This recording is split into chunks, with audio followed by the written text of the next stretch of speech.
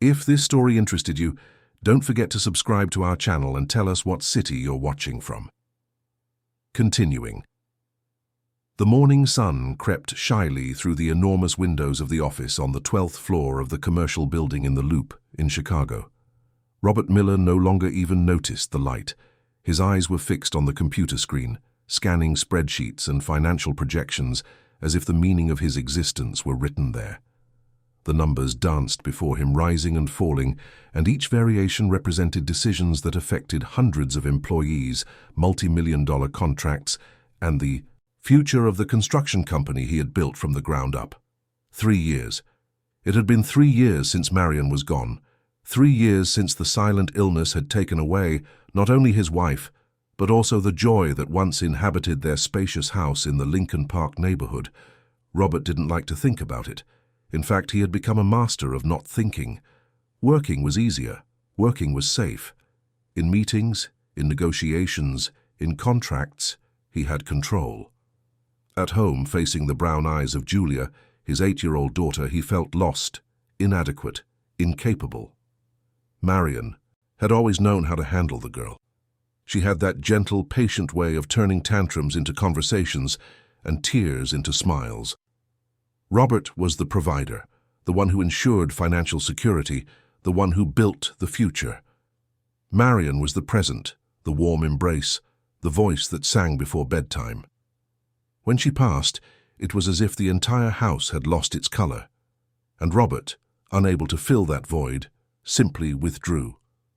Julia was left in the care of Mrs. Teresa, the housekeeper who had been with the family for over 10 years.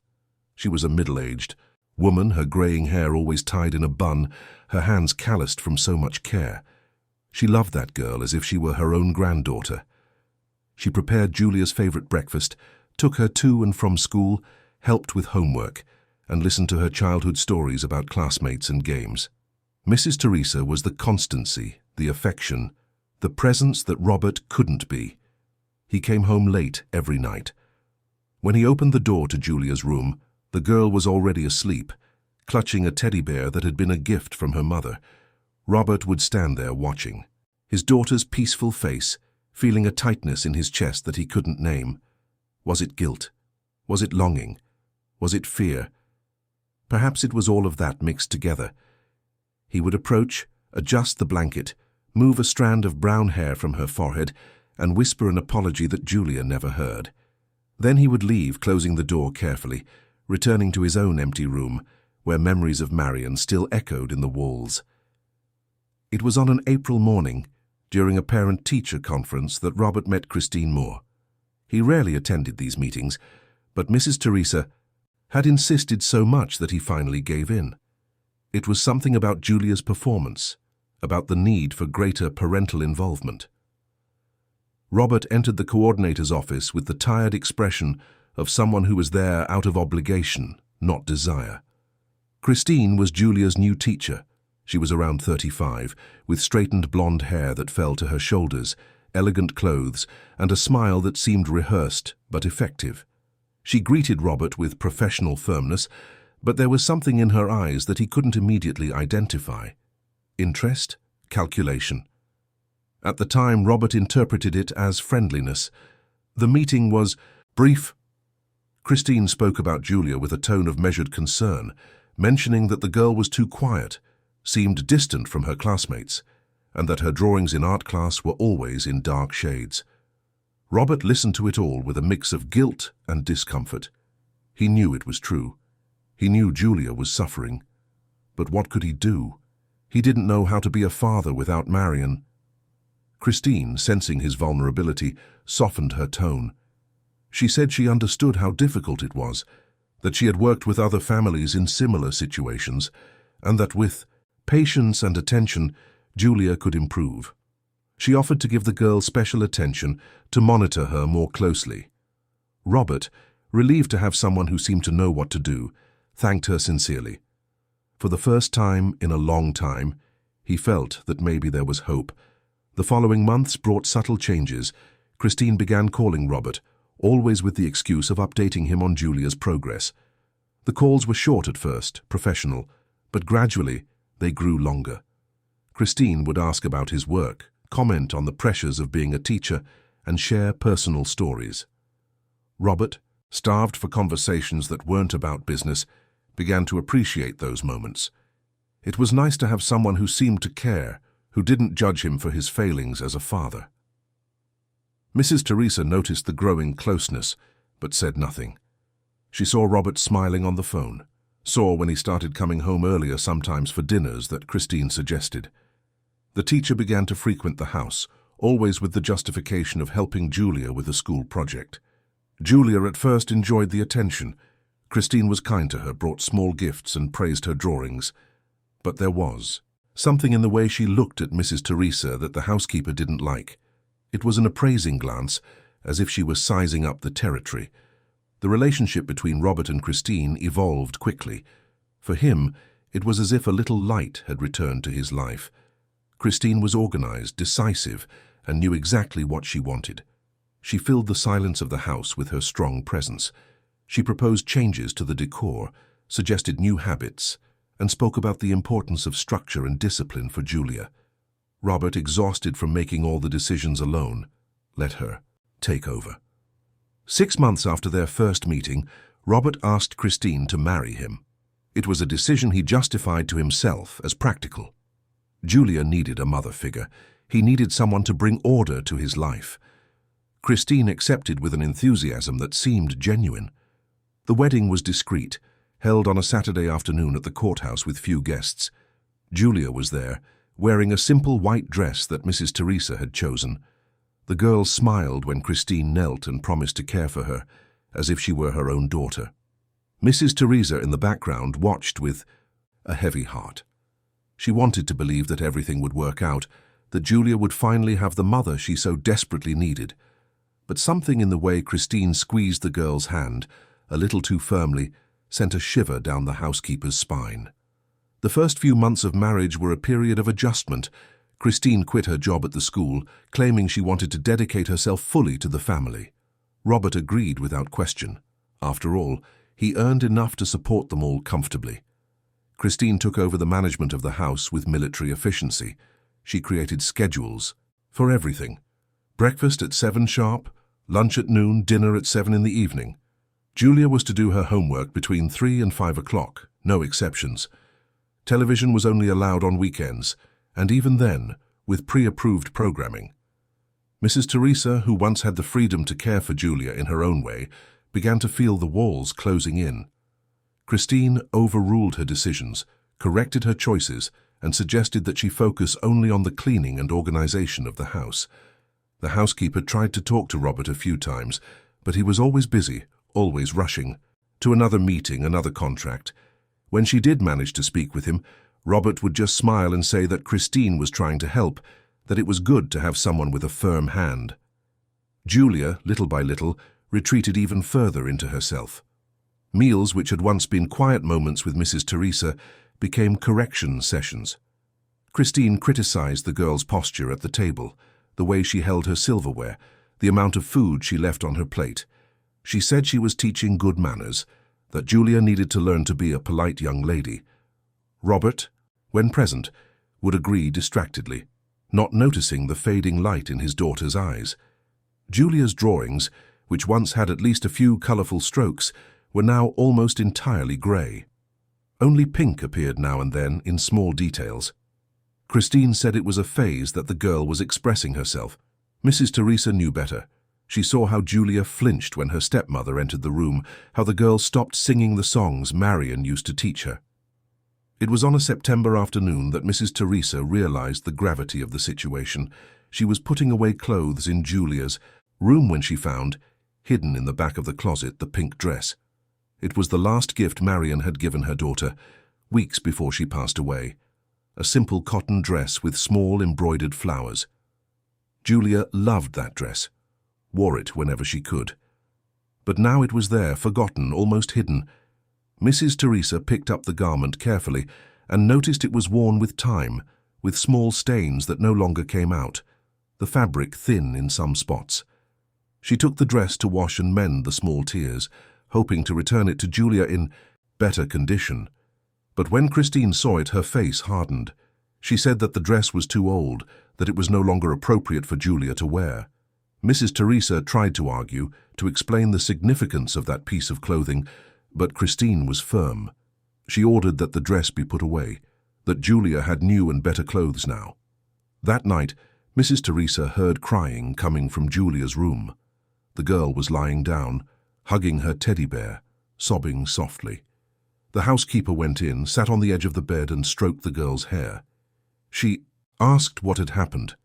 Julia, between sobs, told her that she had asked to wear the pink dress the next day for a school event, but Christine had said no.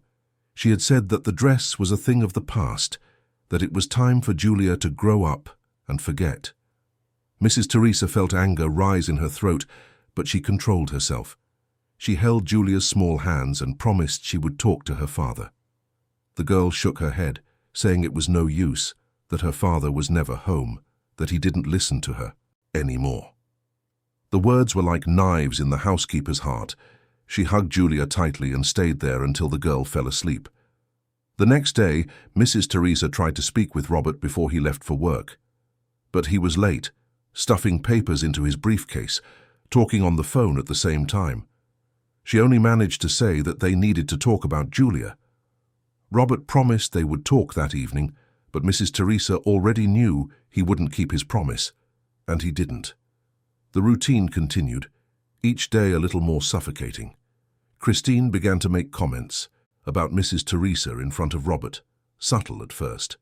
She would say the housekeeper was getting older, that perhaps she no longer had the energy to keep up with the demands of the house. She suggested it might be time to think about someone younger, more aligned with the family's new phase. Robert, tired of conflicts, just vaguely agreed, not realizing what was happening. It was during this period that Michael Moore entered the scene. Christine's brother, he appeared at a family dinner, introduced as someone with experience in financial management. Christine suggested that Robert should consider bringing Michael into the company, that he could help expand the business. Robert, always focused on growth, found the idea interesting. He scheduled a meeting, liked the presentation Michael gave, and within a few weeks his brother-in-law was hired, handling contracts and partnerships. Mrs. Teresa watched it all unfold with growing unease. The house that was once hers and Julia's now belonged to Christine. The work that was once Robert's now involved Michael. Everything was changing too quickly, and the only thing the housekeeper could do was try to protect Julia as much as possible. But even that was becoming difficult. Christine started sending Mrs. Teresa home earlier, saying she would take care of Julia in the evenings. The housekeeper would return to her small house in the Bridgeport neighborhood with a heavy heart, worried about what would happen to the girl without her presence. Julia continued to draw. It was her only form of expression now. Sheets and sheets of paper covered with grey lines, shadows without light, and every now and then a touch of pink, as if it were the last memory of something good that once existed. Christine kept these drawings, saying she was monitoring her stepdaughter's artistic development. But in reality she just wanted to control what Julia created, what she felt, what she was. Robert remained immersed in his work, oblivious to what was happening inside his own home. He believed he was doing the best for Julia, that by ensuring financial security and a female presence he was fulfilling his role. He didn't notice that his daughter was fading, becoming a shadow of who she once was. The weeks passed, and the distance between father and daughter only grew. Julia stopped seeking Robert out. She stopped waiting for him to come home early. She stopped drawing cards for Father's Day. She simply existed, following the rules, adhering to the schedules, trying to be invisible so as not to be reprimanded. Christine was satisfied with the control she wielded. Michael was satisfied with the access he had to Robert's business, and Robert was satisfied with the illusion that his life was finally in order. But Mrs. Teresa knew it couldn't last. She saw the signs, felt the growing tension. Something was about to break, and when it did, she feared it would be too late for Julia. So in secret, she began to write everything down. The changes in the girl's behavior, Christine's comments, the strange decisions. She didn't know exactly what she would do with these notes, but she felt she needed to have proof. Proof that something was very wrong in that house that was once full of love. Autumn arrived in Chicago with its cool afternoons and overcast skies. The city's trees were losing their leaves, and the Miller house, despite all its grandeur, seemed colder and colder. Julia looked out her bedroom window, watching the leaves fall, and wondered if one day she would be able to fly away from there. But she was just a child, too small to understand everything, too big to ignore the pain growing inside her chest. And all the while, Robert Miller continued his life of meetings and contracts, completely blind to the silent tragedy unfolding under his own roof. The winter months brought that characteristic dry cold to Chicago, the kind of cold that seeps into your bones and makes people retreat indoors. The Miller mansion, with all its modern and spacious architecture, seemed even emptier on those days. The central heating kept the temperature pleasant, but there was a different kind of coldness, spreading through the rooms, something no appliance could warm. Julia had turned 9 in October, but her birthday party had been small and formal. Christine had organized everything with military precision, inviting classmates Julia barely knew, serving an elegant cake the girl didn't even want to eat. Mrs. Teresa had secretly baked Julia's favorite cake, the chocolate one with strawberry frosting that Marion used to make, but Christine forbade it from being served at the party, saying it didn't match the sophisticated decor she had planned. The cake ended up being eaten by Julia and Mrs. Teresa alone, 2 days. Later, hidden in the kitchen while Christine was out, Robert had given his daughter an expensive gift, an educational tablet that Christine had suggested. Julia thanked him with a faint smile, but what she really wanted was something no money could buy. Her father's presence, a real hug, a moment where he would look her in the eyes and ask how she was really doing. But Robert only spent 15 minutes at the party, took 3 work calls, and said goodbye, claiming he had an urgent meeting. Julia just waved, already used to his absences. Mrs. Teresa noticed that the situation was getting worse week by week. Christine had started giving direct orders to the housekeeper, treating her no longer as a member of the family, but as a mere employee. The requests always came in an imperative tone, without a please or thank you. Do this, clean that, you don't need to stay late today. The housekeeper swallowed the humiliation in silence, concerned only with protecting Julia as much as she could. But even that was becoming difficult. Christine started sending Mrs. Teresa home earlier and earlier. She would say the housekeeper had already completed her tasks for the day, that there was no need to stay until her usual time. Mrs. Teresa knew it was a lie, that the real goal was to separate her from Julia. She tried to protest a few times, saying she had always stayed later, that she helped the girl with her homework and dinner.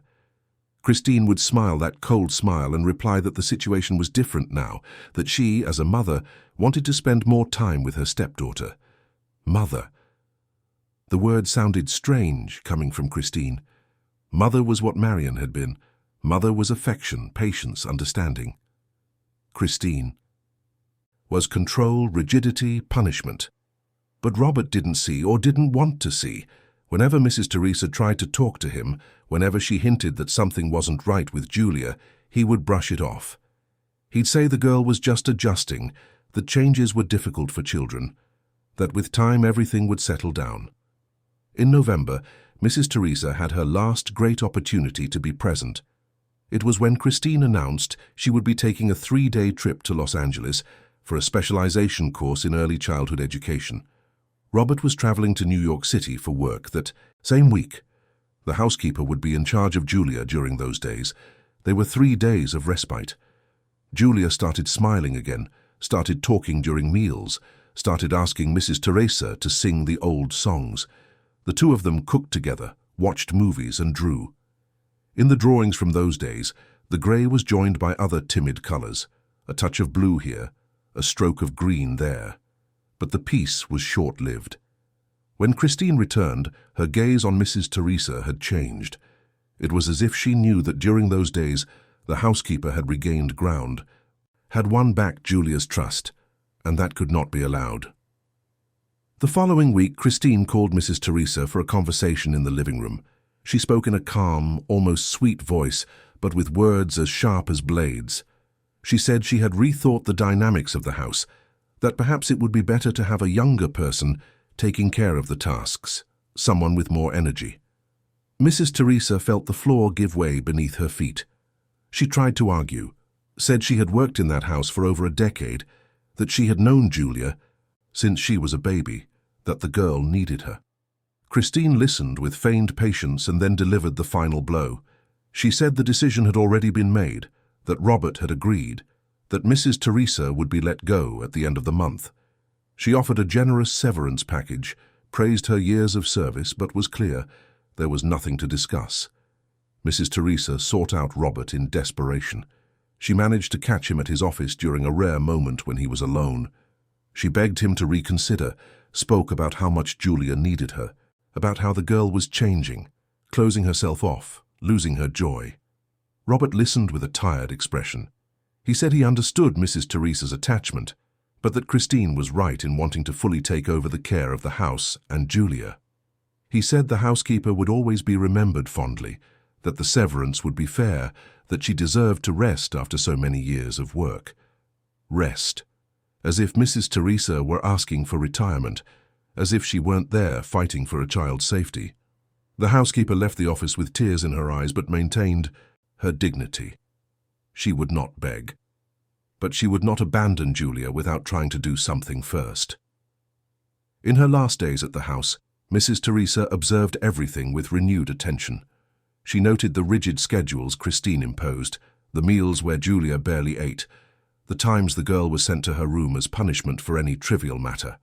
She saw when Julia accidentally spilled a glass of juice and was reprimanded so harshly that she started to tremble. She saw when the girl got a low grade on a test and was deprived of dessert for a whole week.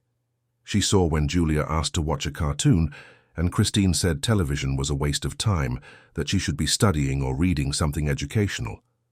Mrs. Teresa also noticed the changes in Robert's routine. He left even earlier and came back even later. Michael, his brother-in-law, was increasingly present in business conversations. She overheard snippets of phone calls, mentions of new contracts, risky investments, decisions made jointly with Michael. The housekeeper didn't understand business, but her instinct told her something was wrong. On her last day, Mrs. Teresa prepared Julia's favorite breakfast for the last time.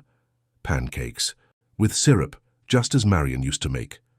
Julia ate in silence, tears streaming down her face. They both knew this was the end of an era. Mrs. Teresa hugged the girl tightly and whispered in her ear, "No matter what happens, remember that you are loved. Remember who you really are." Christine interrupted the moment, saying Julia was late for school. Mrs. Teresa picked up her bag, said goodbye to Robert, who barely looked up from his newspaper, and walked out the door she had passed through so many times over a decade. From the gate she looked back and saw Julia in her bedroom window, waving. The housekeeper waved back, heartbroken but with a growing determination. She would not abandon that child. From a distance, she would keep watching. With Mrs. Teresa out of the picture, Christine assumed total control. The house underwent changes. Photos of Marion that were still in some rooms were put away. Christine said it was time for Julia to move on, not to live in the past. The girl's room was reorganized. Old toys were donated. Clothes that Marion had bought were replaced. Everything had to be new, modern, suitable for the family's new phase. Julia watched everything silently. She learned that protesting was futile. She learned that expressing sadness was a sign of weakness. She learned that obeying without question was the only way to survive. So she closed herself off even more, building internal walls so high that even she could no longer reach her own emotions. The drawings continued. It was her only form of expression, but now even they were being controlled. Christine reviewed each sheet, making comments on technique, on color choice, on composition. She turned something that was a refuge into another task to be judged. Julia began to draw only what she knew would be approved.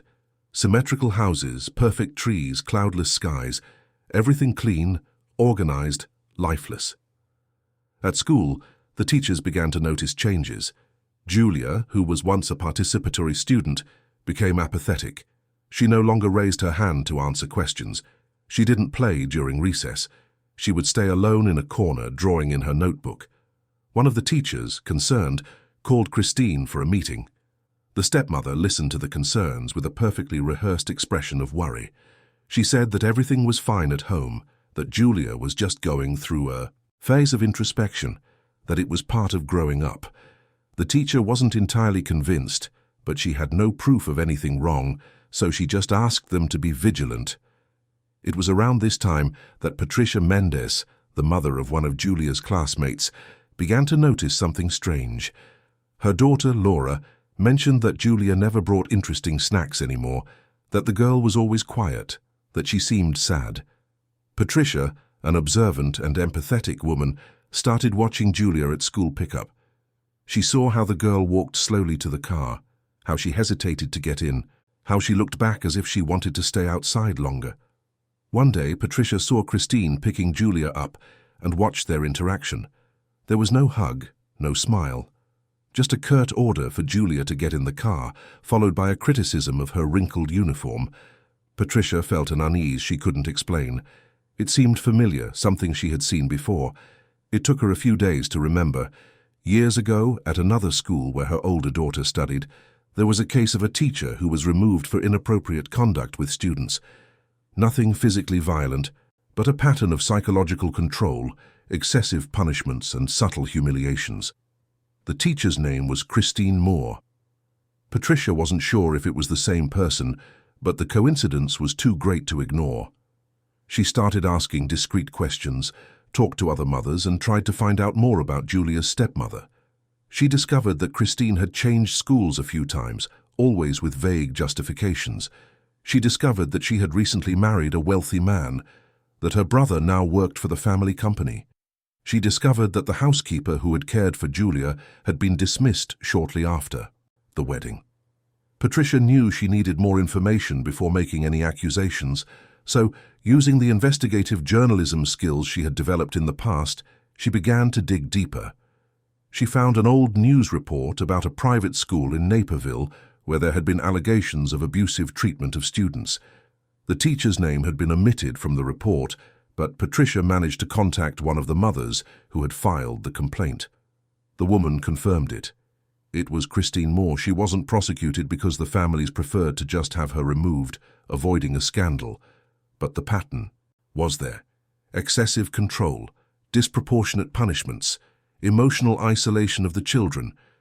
Patricia knew she needed to find Mrs. Teresa. If anyone could confirm her suspicions, it would be the former housekeeper. But how to find her? She got the contact through the school. A secretary who was friends with Mrs. Teresa passed on the phone number with the promise of discretion. The meeting took place in a bakery in the Bridgeport neighborhood. Mrs. Teresa arrived suspicious, but when Patricia explained her concerns, the housekeeper broke down. She told her everything. Christine's progressive control, Robert's emotional distance, the changes in Julia, the sudden dismissal. She showed the notes she had taken, the details she had recorded. Patricia listened with growing attention. This wasn't just suspicion. It was a clear pattern of emotional abuse. The two women, united by their concern for Julia, decided to act. But they needed concrete proof, something that would finally make Robert open his eyes. Patricia suggested that Mrs. Teresa try to maintain contact with Julia, even from a distance. The housekeeper agreed. She started passing by the school at dismissal time, waving to Julia from afar. The girl, upon seeing her, would always offer a discreet smile, the only genuine smile anyone saw on her face in those days. Meanwhile, at Robert's company, Michael was consolidating his position. He was charming, efficient, always with ideas that seemed brilliant. He convinced Robert to invest in new ventures, to sign contracts with companies he knew. Robert, trusting his brother-in-law and distracted by the 1,000 problems of daily life, signed papers without reading them with due attention. Michael began to discreetly embezzle funds, creating shell companies, over-invoicing suppliers. All with the appearance of legality, but with the clear goal of personal enrichment. Robert was being manipulated on all fronts, at home by Christine, at work by Michael, and at the center of it all a 9-year-old girl who was fading a little more each day. Julia could no longer remember what it was like to be happy. She could no longer remember the feeling of running freely through the garden, of laughing without fear, of just being a child. She lived in a constant state of alert, always trying to guess what Christine expected of her, always trying to be invisible enough not to be reprimanded, but present enough not to be punished for her distance. December arrived, bringing The typical heat of Chicago. The city was preparing for Christmas, with colorful lights decorating the streets and decorated stores attracting crowds. But in the Miller house, the atmosphere was tense. Christine was planning a holiday party, something elegant to impress Robert's business partners. Julia would be presented as the perfect stepdaughter, the well-behaved girl, the proof that the new family was functioning perfectly. But there was an event before that, a school event scheduled for the following week, a year-end presentation where the children would display their artwork. Julia was anxious. It was the first time in months that she felt a flutter in her stomach that wasn't fear, but something akin to anticipation. She had kept the pink dress, that last gift from Marion, hidden in the back of her wardrobe. She planned to wear it on that special day. It would be her way of keeping her mother alive, of feeling connected to her, even if just for a few hours. But what Julia didn't know was that Christine had already discovered the dress. She had already planned to use that moment for another lesson in humiliation. She had already decided it was time to finally break any resistance that still remained in that stubborn child who insisted on clinging to the past. The school event was scheduled for the following Friday, and it would be on that day that everything would begin to unravel. It would be on that day that the truth would start to come to light. It would be on that day that Robert would finally be forced to look at what he had allowed to happen to his own daughter. Friday dawned with a clear sky over Chicago. It was one of those December days when the heat arrives early, but there's still a pleasant morning breeze. Julia woke up before her alarm, her heart beating fast. Today was the day of the school event. She had mentally rehearsed dozens of times how she would get the pink dress hidden in her closet, how she would put it on quickly before Christine woke up. It was a simple, childish plan, but it was all she had. At 6 in the morning, Julia got up silently. She walked to the closet, opened the door slowly, and searched in the back where she had stored the dress. Her hands trembled as she found the soft fabric. She pulled it out carefully and then felt her heart stop. The dress was there, but it wasn't whole. It had been cut. Small, strategic cuts along the seams, at the hem, at the neckline. Nothing too obvious at first glance, but enough to make it impossible to wear without looking destroyed. Julia held the dress to her chest and let the tears fall silently. She didn't need to ask who had done it. She knew. Christine always knew everything. She was always one step ahead. She always won. The girl stood there in the darkness of the closet, crying softly, holding the pieces of the last gift her mother had given her. Half an hour later, Christine knocked on the bedroom door. She said in a firm voice that it was time to get ready for school. Julia put the torn dress back in the closet and put on her school uniform. She didn't mention anything. She didn't ask anything. She just obeyed, as she always did now. During breakfast, she ate without looking at Christine. Robert had already left early for a meeting. He didn't even remember there was a school event that day. At school, the excitement was palpable. Children running through the hallways, teachers organizing the final presentations, parents arriving to watch. The event was set to begin at 10 in the morning in the main courtyard, which had been decorated with the students' work. Drawings, paintings, small sculptures. Julia had 3 drawings on display, all in shades of grey and pink. The art teacher had commented on the peculiarity of her color choice, but Julia didn't explain. How could she explain that those were the only colors she could still feel?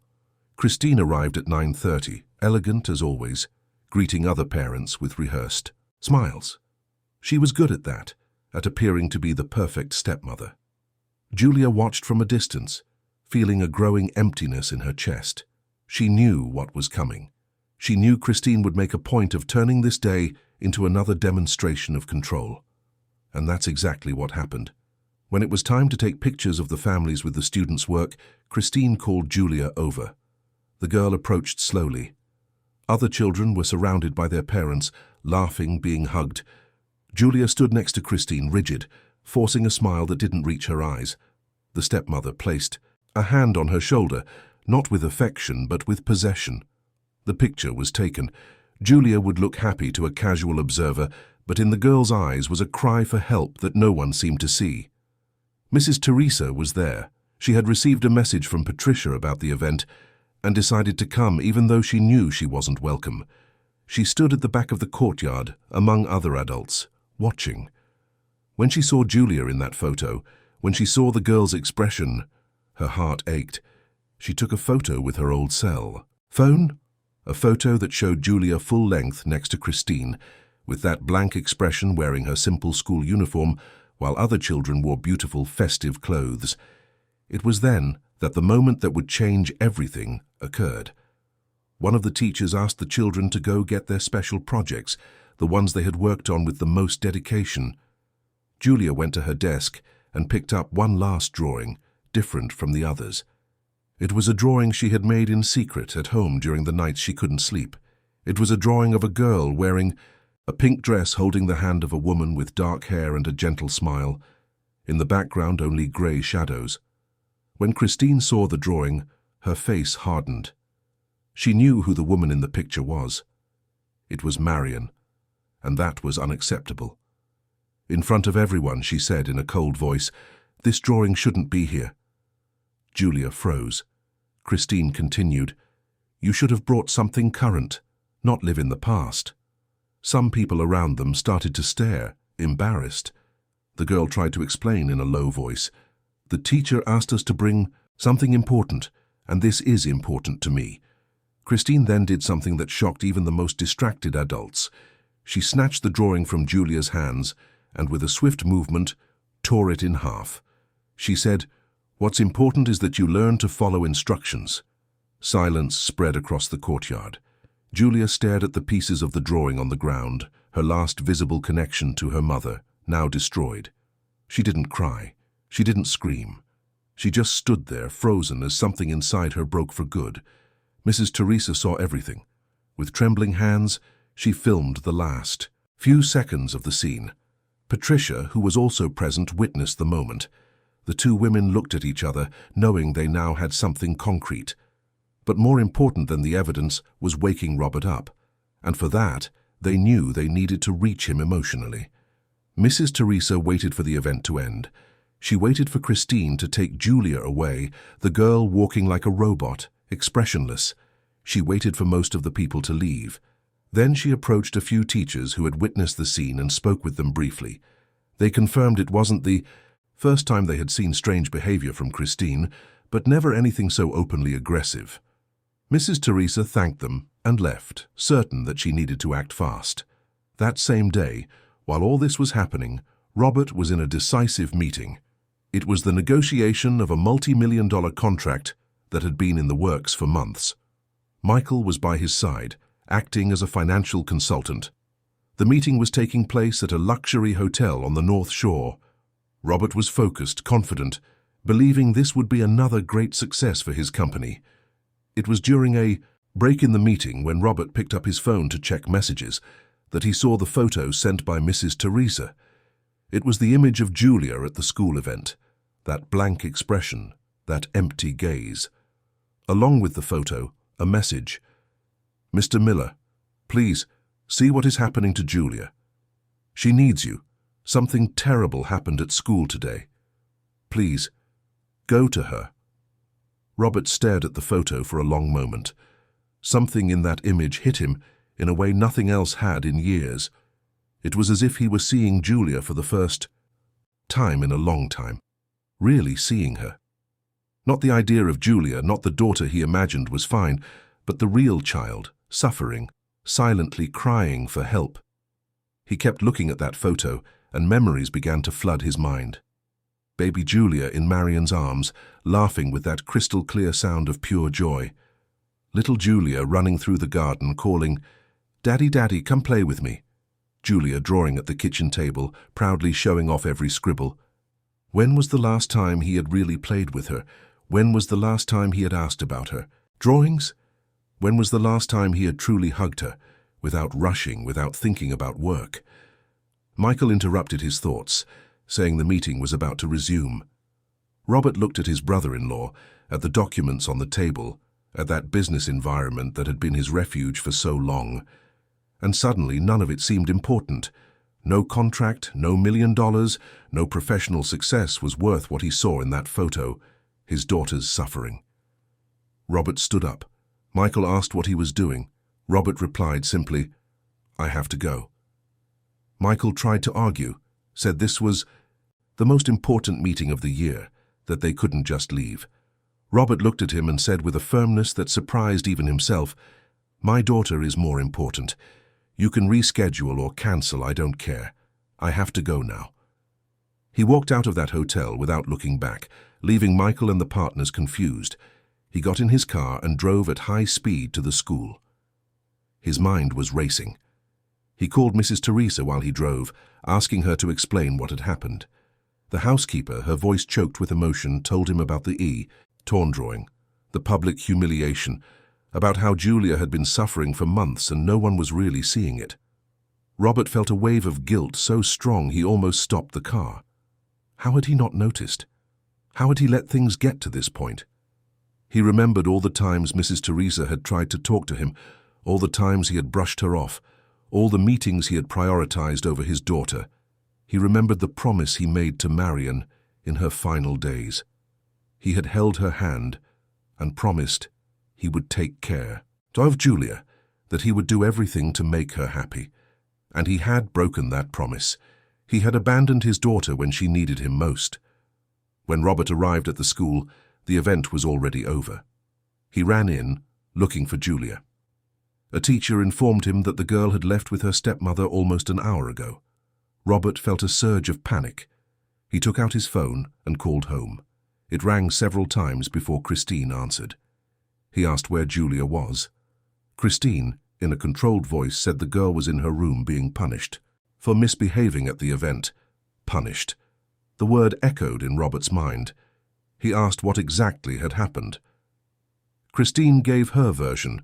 She said Julia had disobeyed instructions, had brought an inappropriate drawing, that she needed to learn responsibility. Robert listened to it all, and then, for the first time, he questioned her. What drawing was it? Christine hesitated. She said it was just some random drawing, unimportant, Robert insisted. Christine finally admitted it was a drawing of her biological mother, and that it wasn't healthy, that Julia needed to move on. It was in that moment that something inside Robert broke. He finally realized what Christine was doing. She wasn't helping Julia move on. She was erasing Marion from the girl's memory.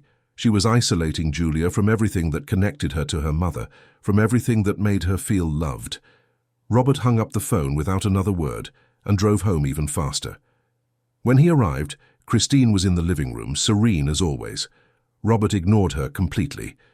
He ran up the stairs and went straight to Julia's room. He found the door locked from the outside, locked.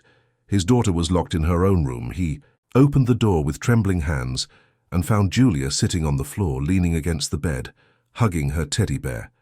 The girl was crying, but she made no sound. They were silent tears, the kind of crying from someone who has given up on being heard. Robert knelt in front of her. Julia looked up at her father with a mixture of surprise and fear. It wasn't common for him to be home at this hour.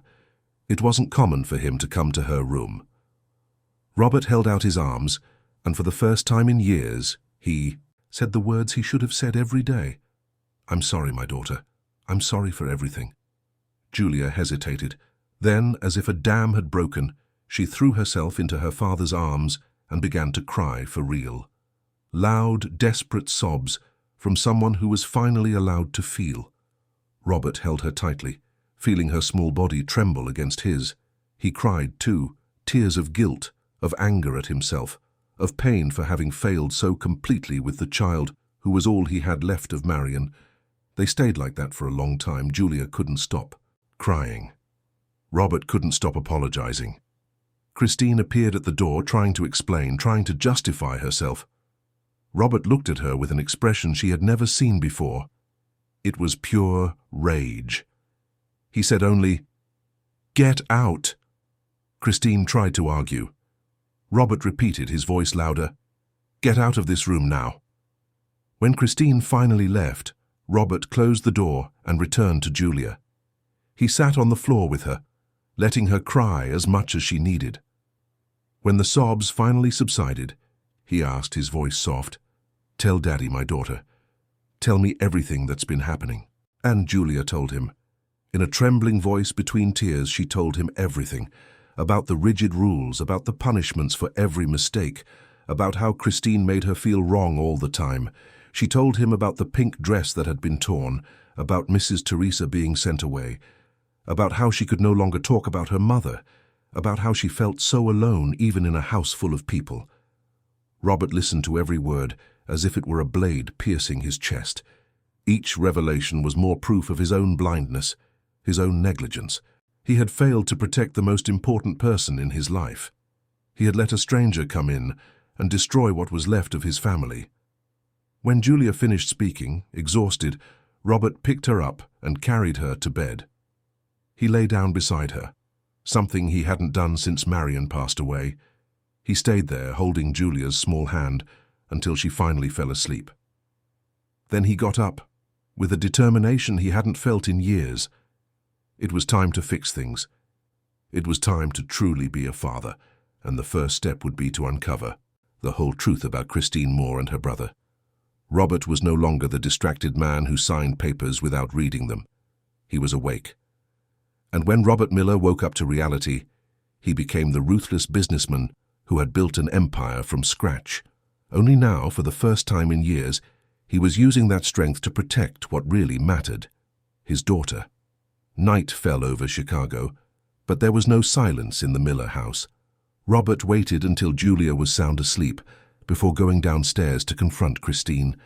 She was in the living room, composed, as if nothing extraordinary had happened. When she saw Robert coming down the stairs with a grim expression, she tried to smile, tried to say something about dinner, but he cut her off immediately. "We need to talk, now." The words came out cold, leaving no room for negotiation. Christine sat on the sofa, maintaining her elegant posture, prepared for another of her manipulative performances. But this time would be different. Robert was different.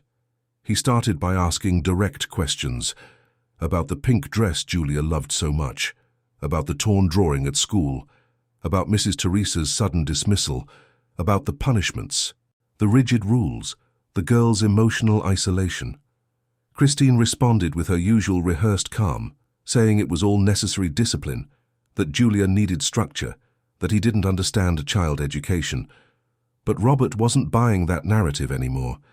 He said he would talk to Mrs. Teresa the next day, that he would hear the housekeeper's full story. Christine paled slightly, but quickly composed herself. She said Mrs. Teresa was just a disgruntled employee, resentful for having been let go. It was then that Robert asked the question that changed everything. He asked about Christine's past as a teacher, about the schools, where she had worked before, about the real reasons for her constant job changes. The silence that followed was telling. Christine tried to deflect, but Robert insisted. He said he would make a point of investigating, that he would contact the schools, that he would find out the truth. And then Christine made a mistake. She lost her composure. She said he had no right to dig into her past, that she had built a new life, that she deserved a chance. Robert saw the implicit confirmation. There was something in her past that needed to be hidden. He stood up and said that Christine should sleep in the guest room that night. She tried to protest, but he was adamant. They would resolve the situation the next day. For now, he wanted distance. Christine, realizing she had lost control, went upstairs with an expression that mixed anger and fear. Robert spent a sleepless night in the room next to Julia's, listening for any sound. In the morning, as soon as the sun rose, he called Mrs. Teresa. The housekeeper answered, surprised. When Robert apologized for everything, for not listening, for not noticing, the woman began to cry on the other end of the line. He asked her to come to the house that morning, that he needed to talk to her in person. Mrs. Teresa agreed, her voice thick with emotion. While he waited, Robert began his own investigation. He called colleagues in the business world, people with contacts in various fields. He asked for information about Christine Moore, about her professional history. Within a few hours, he started getting responses. A school in Naperville, where she had been removed after complaints of improper treatment of students. Another in Oak Brook, where she left abruptly after parents complained. Clear pattern of psychological control, excessive punishments and emotional manipulation of children. Mrs. Teresa arrived at 9 in the morning. Julia was still asleep, emotionally exhausted from the previous day. The housekeeper and Robert talked in the living room for nearly 2 hours. She showed him all the notes she had taken, all the details she had observed. She told him how Julia had changed since Christine's arrival, how the girl's joy had been systematically extinguished. Robert listened with tears in his eyes, accumulating more and more guilt, but also more and more determination. It was Mrs. Teresa who mentioned Patricia Mendes, the mother from school who was also investigating. Robert asked for her contact information immediately. He called and scheduled a meeting for that afternoon. Patricia, an experienced journalist, had far more information than he imagined. She had discovered that Christine used her charm and position as a teacher to get close to wealthy widowers or divorcees. That her brother Michael always appeared later, infiltrating their businesses. That the two had already run the same scam on at least 2 other families. Robert felt his blood run cold. Michael. He was in the company with access to contracts, to financial information. Urgently, Robert called his accountant and his lawyer. He requested a complete and immediate audit of all contracts and financial transactions from the past few months, especially those involving Michael. The answer came in less than 24 hours. There were serious irregularities, over-invoiced contracts, payments to non-existent companies, embezzlements totaling hundreds of thousands of dollars. Robert confronted Christine with all the evidence: the abusive past, the pattern of behavior, her brother's financial fraud. She tried to deny it, tried to lie, but faced with concrete proof, she finally broke down. She said they just wanted a better life, that it wasn't fair that men like Robert had so much while they had so little. Robert listened with a mixture of disgust and pity. He didn't yell, didn't lose control. He simply said that she and Michael had 2 options: return all the stolen money, sign the divorce papers without asking for anything, and get out of their lives forever, or face the authorities and answer for everything in court. Christine chose the first option. She knew that if the case went to the authorities, her past would be completely exposed. Within a week, she had signed the divorce papers. Michael had been fired from the company, and both had left Chicago. Robert felt no pity. He just wanted to protect Julia from more trauma, more exposure. The girl didn't need to relive everything in depositions and trials. She needed peace. She needed to heal. With Christine and Michael out of their lives, Robert dedicated himself completely to rebuilding his relationship with Julia. But he knew it wouldn't be easy. The damage was deep.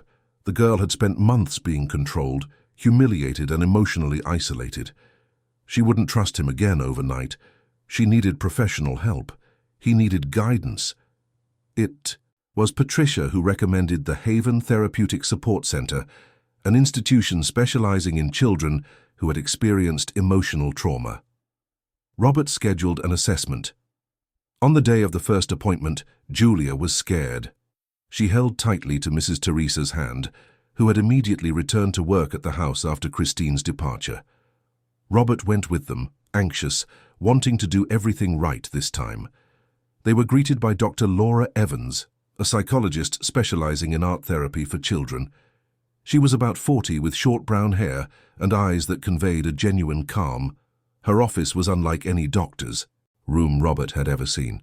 There were colors, art supplies scattered about, cushions on the floor, a small dollhouse in the corner. It was a space that invited expression, not repression. Laura first spoke with Robert and Mrs. Teresa, listening to the full story. She took notes, asked specific questions but never judged. Then she asked to speak with Julia alone. The girl hesitated, but something in Laura's eyes made her trust her. Robert waited outside, anxious, praying that this was the help his daughter needed. The session lasted an hour.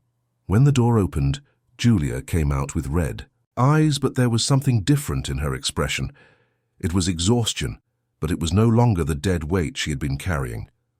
Laura called Robert in for a talk. She explained that Julia was suffering from significant emotional trauma, that it would take time to recover, but that with proper support she could indeed become a happy and healthy child again. The treatment began the following week. Sessions twice a week, always using art as a tool. Laura gave Julia complete freedom to draw whatever she wanted, however she wanted. At first, the girl continued to use only grey and pink. But Laura didn't criticize, didn't direct. She just accepted, validated the feelings and offered a safe space. In the first few weeks, Julia drew a lot of grey. Faceless figures, houses without doors, sunless skies. Laura hung every drawing on the office wall, saying that each one was important, each one told a part of Julia's story. The girl began to look forward to the sessions, started bringing supplies from home, and began to express herself through colours in a way she had never managed with words. Robert participated in some sessions when Laura deemed it appropriate. He needed to learn, too. To learn how to listen without rushing, to validate Julia's feelings without trying to fix them immediately, to be truly present. Laura taught him that presence wasn't just being physically in the same place. It was being emotionally available, showing that nothing was more important than that moment with his daughter. It was months of hard work. There were setbacks, days when Julia would shut down again, nights when nightmares came and she would wake up screaming. But Robert was there, always. He had completely reorganized his professional life. He delegated more, hired a reliable management team, and set clear boundaries between work and family. He came home at 6 in the evening every day. He had dinner with Julia, helped with her homework, read stories before bed. He did everything he should have done from the beginning. It was during a session in May, almost 6 months after the treatment began, that something magical happened. Julia was drawing as usual, and suddenly she picked up a yellow pencil. Laura and Robert, who was observing that time, remained silent. Julia began to add yellow to the drawing, then green, then blue. It was a drawing of a garden with colourful flowers, a blue sky with a bright sun, and in the centre 3 figures, a girl holding the hands of a man and a woman. Laura gently asked who the people in the drawing were. Julia replied, "It's me, my dad, and you." Robert felt his eyes well up with tears, not of sadness but of hope. His daughter was including other people in her drawings again. She was allowing connections. She was healing. From that day on, the colours gradually returned. Not all at once, but little by little. Julia started to smile, more. She started playing with other children at school again. She started talking about her feelings instead of just bottling them up, and most importantly, she started to trust her father again. Robert also changed profoundly. He learned that success wasn't measured in signed contracts or money in the bank. Success was seeing his daughter's genuine smile. It was hearing her laughter echo through the house. It was knowing she felt safe and loved. He still worked, still ran his company, but nothing, absolutely nothing, took priority over Julia. Mrs. Teresa watched everything with a heart full of gratitude. The house had come back to life. Julia ran through the hallways, sang in the shower, asked to help make cookies. The garden that Marion had loved so much was in bloom again. It was as if the house itself was healing along with its inhabitants. It was during a conversation with Laura, almost a year after the treatment began, that Robert had an idea. He wanted to do something bigger, something that could help other children like Julia.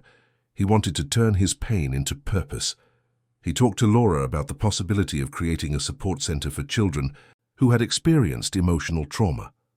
A place where they could express themselves through art, receive free psychological counselling, and where entire families could learn to reconnect. Laura loved the idea. She said it would be a revolutionary initiative, that it could change the lives of hundreds of children. Robert invested time and resources into the project. He bought a piece of land in the Hyde Park neighbourhood, hired architects, and created a spacious and welcoming space. Art therapy rooms, common areas, a children's library, a sensory garden. Everything was designed so that traumatized children could feel safe while they healed. The centre was named the Julia Miller Institute, a tribute to his daughter and her journey of overcoming. Laura agreed to be the clinical director, assembling a team of specialized psychologists, therapists, and educators. Mrs. Teresa offered to volunteer, tending to the garden and helping with recreational activities. The inauguration was scheduled for a Saturday in October, exactly a year and a half after that fateful day of the school event.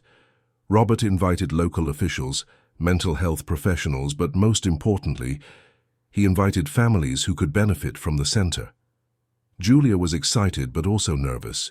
She knew the center, bore her name, that her story was somehow connected to that place. On the morning of the inauguration, Julia was in her room drawing. It was a habit she had kept, but now her drawings were full of color, life, and hope.